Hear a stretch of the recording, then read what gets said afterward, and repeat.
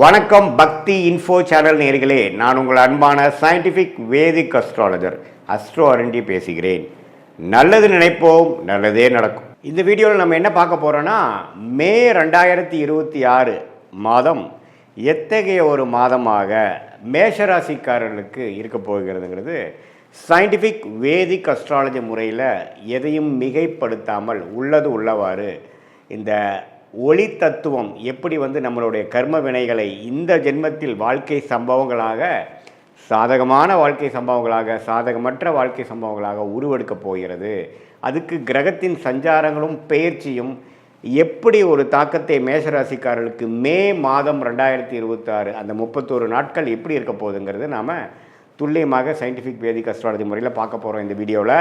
இப்போ பாருங்கள், ஆண்டு கிரகம் என்று சொல்லப்படுகிற குரு 3ஆம் இடத்திலே நீடித்திருக்கிறார். சனி விரயசனியாக 12ஆம் இடத்தில் இருக்கிறார். ராகு 11ஆம் இடத்திலும், கேது 5ஆம் இடத்திலும் நீடித்திருக்கிறார். அதில் எந்த ஒரு மாற்றமும் நாம் மே மாதம் பார்க்க போகிறதில்ல. ஜூன் மாதத்துக்கு அப்புறம் தான் குரு பயிற்சி நடக்கிறதுங்கிறது உங்களுக்கு தெரியும். சரி, அப்படி இருக்கும் பொழுது செவ்வாய்ங்கிற அந்த ராசி அதிபதி எப்படி இருக்கிறார் அப்படின்னு பார்த்தா, முதல் 2 வாரத்துக்கு 12ஆம் இடத்துல இருந்து அதுக்கப்புறம் 3வது 4வது வாரத்துக்கு ராசிக்குள்ளேயே செவ்வாய் வரார். சரி, ராசிக்குள்ளே செவ்வாய் வரப்போ யாரோட சேர்றாரு அப்படின்னு பார்த்தா சூரியனோட சேர்றார், புதனோட சேர்றார். சூரியனும் புதனும் ராசிக்குள்ளேயே இருக்கிறார்கள்ங்கிறது நம்ம தெரிஞ்சுக்கணும். 2ஆம் இடத்துல சுக்கிரன் பார்த்திங்கன்னா முதல் 2 வாரத்திலிருந்து 3வது 4வது வாரத்தில் 3ஆம் இடத்துக்கு மாறுறார். ஸோ சுக்கிரனின் சஞ்சாரம் மேஷராசிக்கு ரொம்ப நல்லா இருக்குது. அதே சமயத்தில் சூரியன் ராஜோகாதிபதி சூரியன் ராசிக்குள்ளேயே வருவது ரொம்பவும் நல்லது. அதே சமயத்தில் குரு 7ஆம் இடம்ங்கிற திருமணம், குடும்பம், நண்பர்கள் ஸ்தானத்தை பார்த்து நீடித்திருப்பது நல்ல ஒரு முன்னேற்றத்தை கொடுக்குது. பட் சனி 12ஆம் இடத்துல இருக்கிறதுனால விரயங்கள் நிறையா போய்கொண்டு இருக்கிறது. உங்களுக்கு கடந்த ஒரு 6-7 மாதமாகவே பார்த்திங்கன்னா என்னதான் வருமானங்கள் இருந்தாலும் சுப செலவுகள் கொண்டு இருக்கிறது. குழந்தைகளுக்காக செலவு பண்ணுறது, ஒரு நல்ல ஒரு இன்வெஸ்ட்மெண்ட்டுக்கு ஒரு பணத்தை முதலீடு செய்வது, அதே மாதிரி சில ஃபங்க்ஷன், சில சுப விஷயங்கள் நடத்துவதற்காகவும் சில பிற்காலத்துக்கு வரக்கூடிய ஒரு பலனுக்காக இப்போ நம்ம சில முதலீடுகள் செய்வதற்காகவும் நம்ம விரயசனியாக மேஷராசிக்காரர்கள் நல்லாவே செஞ்சு கொண்டு இருக்கிறார்கள். அதில் ஒரு நல்ல தசாபுக்திகள் போயிருக்கிறவங்க உபயோகமான ஒரு சுப முதலீடாகவும், தசாபுக்திகள் சுமாராக போகாமல் ஒரு மாதிரி பிரச்சனைக்குரிய தசாபுக்திகள் போகும்பொழுது ஒரு வீண் விரயமாகவும் போய்கொண்டு இருக்கிறதுங்கிறது தான் உண்மை.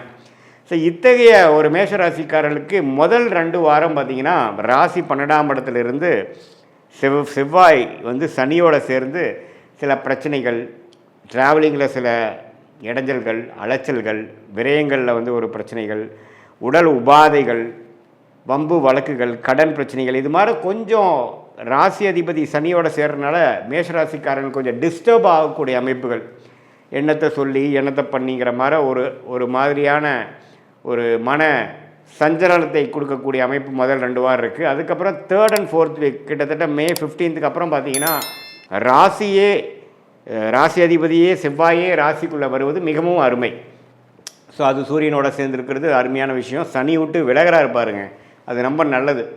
ஸோ கண்டிப்பாக பிற்பகுதி மே மாதம் 2nd half கொஞ்சம் நல்ல பலன்களை கொடுத்து அடுத்த வரக்கூடிய குரு பயிற்சிக்கு வேணுங்கிற நல்ல தொழில் விருத்தி, வேலை மாற்றம், வீடு வண்டி வாகனத்தில் விருத்தி, அம்மா தாயார் சம்மந்தப்பட்ட விஷயத்தில் ஒரு நல்ல ஒரு நற்செய்தி, அது மாதிரி ஒரு நல்ல அமைப்பை நோக்கி போகக்கூடிய ஜூன் மாதத்துக்கு மேலே வரக்கூடிய யோகத்துக்கு மேஷராசிக்காரர்கள் மே 15ஆம் தேதியிலேருந்தே தயாராகக்கூடிய ஒரு அற்புதமான ஒரு காலகட்டமாக 2nd half of மே 2026 வருதுங்கிறது நீங்கள் தெளிவாக தெரிந்து கொள்ள வேண்டும்.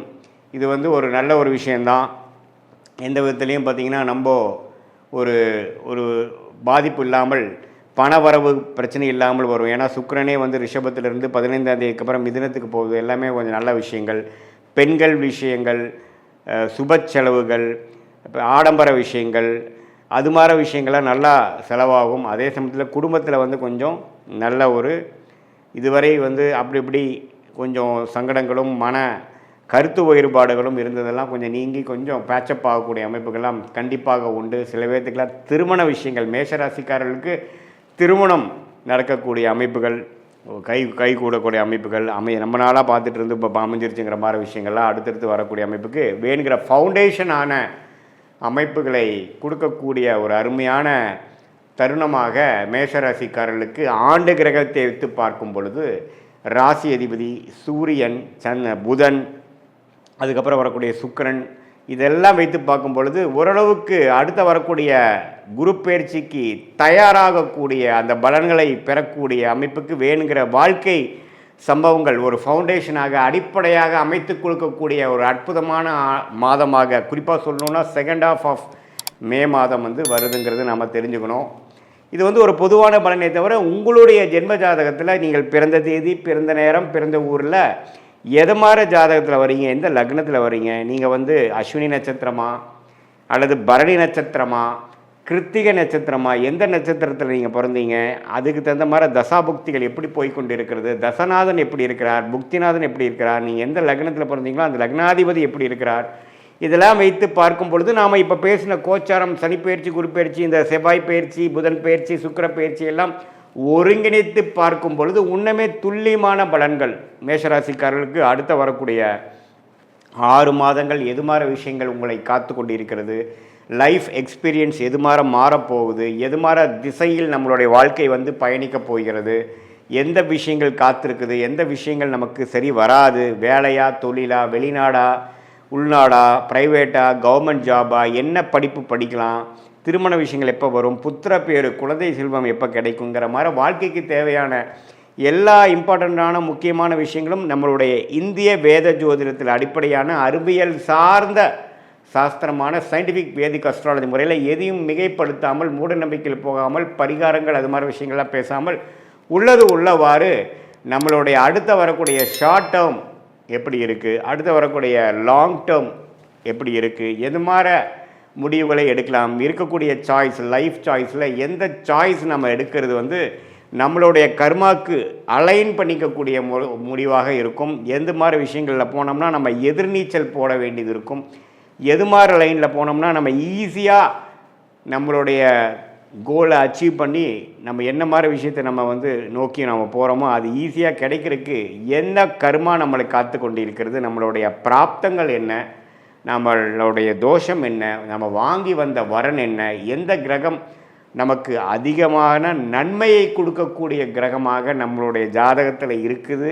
அந்த கிரகத்தின் சார்ந்த படிப்பு, வேலை, அணுகுமுறை, நம்மளுடைய முயற்சி அப்படிங்கிற மாதிரி விஷயங்கள்லாம் நம்ம போனோம்னா வாழ்க்கையில் எளிதில் பிரச்சனை இல்லாமல் பின்னோக்கி போகாமல் முன்னோக்கி போய் எளிதில் கடன் பிரச்சனைகள், தேவையில்லாத பண விரயங்கள், தேவையில்லாத சமய விரயங்கள், டைம் லாஸ், டைம் வேஸ்ட், அது மாதிரி விஷயங்களெல்லாம் தவிர்த்து என்ன செய்யணுமோ அது கரெக்டான டைமில் அந்தந்த நேரத்தில் செய்து, சம்டைம்ஸ் சிலதெல்லாம் நம்ம ட்ராக் ஆகி போயிட்டுருக்கிறப்ப நம்ம ஃப்ரஸ்ட்ரேட் ஆகாமல் பொறுமையோட எந்தெந்த நேரத்தில் எது எது செய்வது நல்லதுங்கிற டைம் லைன்ஸ், எப்படி ஒரு கூகுள் மேப் பார்த்திங்கன்னா நம்ம போகக்கூடிய ரூட்டில் என்னென்ன விஷயங்கள் இருக்குது, டிராஃபிக் எங்கே அதிகமாக இருக்குது, எந்த இடத்துல நம்ம டேர்ன் பண்ணணும், எந்த எக்ஸிட் எடுக்கணும், லெஃப்டா ரைட்டா, எவ்வளோ கிலோமீட்டர் இருக்குங்கிறத காட்டுதோ அதே மாதிரி இந்திய வேத ஜோதிடத்தில் அடிப்படையான சயின்டிஃபிக் வேதிக் அஸ்ட்ராலஜி உங்களுடைய ஜாதகத்தில் இருக்கக்கூடிய நிலுவு சொல்லுகளை புரிந்து